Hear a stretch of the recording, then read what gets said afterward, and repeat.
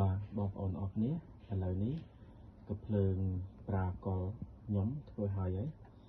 នេះគឺខ្ញុំឆ្នៃចេញពីកាភ្លើងរបស់យើង M187 ភ្លើងថយចាស់បងប្អូនក្មេងតែខ្ញុំឆ្នៃទៅជាកាភ្លើងប្រាកលនេះគឺទៅយក PVC ទៅយករបស់យើងហ្នឹងហើយយើងដាក់កលសពនៅក្នុងហ្នឹងមកចាតែនេះខ្ញុំធ្វើហើយមិនតែខ្ញុំអត់បានបាញ់ថ្នាំទេតិចទៀតបើខ្ញុំបាញ់ថ្នាំវាឲ្យវាស្អាតអញ្ចឹងពេលបាញ់ថ្នាំមកគឺស្អាតបងឥឡូវយើងសាកតេស្តរបស់គ្នានេះឥឡូវយើងមើលរូបរាងវាឃើញទេកន្លែងដាក់គ្រាប់អូខេបិទវិញហើយកន្លែងកេះកាយវាអានេះតិចខ្ញុំធ្វើបិទកាយដែរហើយយើងវាមានសិក្សារបស់វាដែរនេះគឺត្រូវមានសិក្សារបស់វាបិទចេញមកឃើញស្អាតមកឃើញទេជាខ្ញុំអត់តាមធ្វើឲ្យ 100% ទេហ្នឹងឥឡូវយើងសាកដាក់គ្រាប់បាញ់ហើយកន្លែងដាក់កាយស្រួលទេ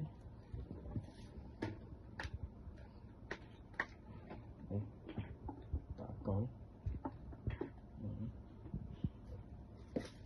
ដាក់កលវាស្រួល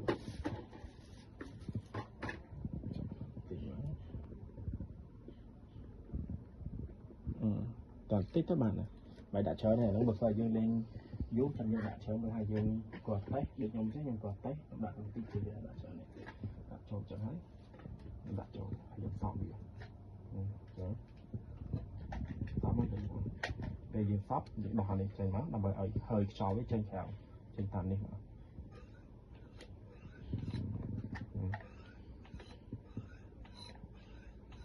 វាចេញខ្យល់ឥឡូវខ្ញុំសាក់បាញ់អត់ដាក់គ្រាប់ឲ្យមើលមួយខ្ញុំបាញ់អានេះអត់ដាក់គ្រាប់ទេណាអូខេលឿនណែខ្លាំងកម្លាំងវាខ្លាំងអាចលេងបាន20-30 ម៉ែត្រទេមើលម្ដងទៀត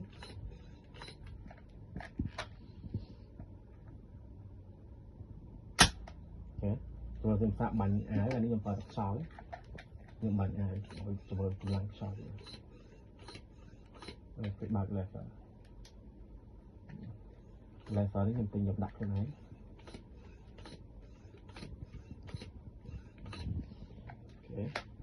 អូខេទៅឲ្យរៀងកាន់ចេញមកលយមកអូខេហើយយើងមកដាក់គ្រាប់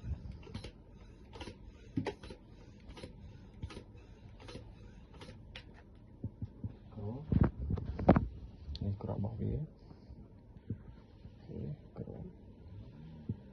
ដាក់ចូល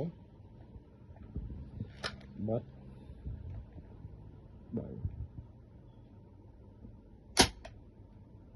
ធ្លាយអូខេខ្ញុំក្របទៀតហើយចាំយើងយកស្រាយនោះមក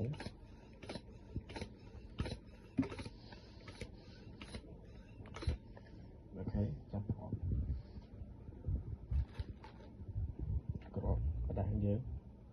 អានេះប្រហែលជា7 លីគ្រាប់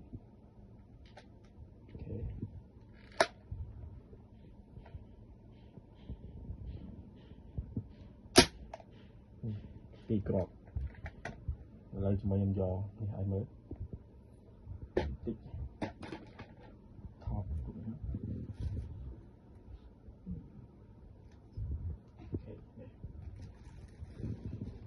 កប់ក្របក្នុងនឹងមក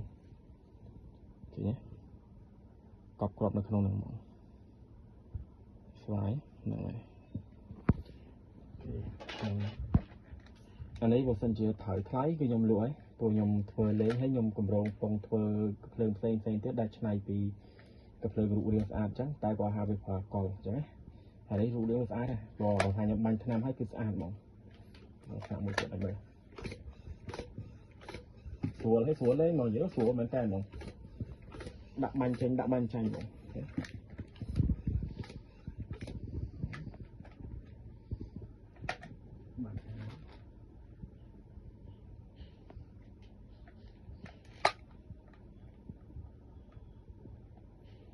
អូខេខ្លាំងហ្មងគាត់មានខ្លាំងហើយ30 ម៉ែត្រគឺអូខេ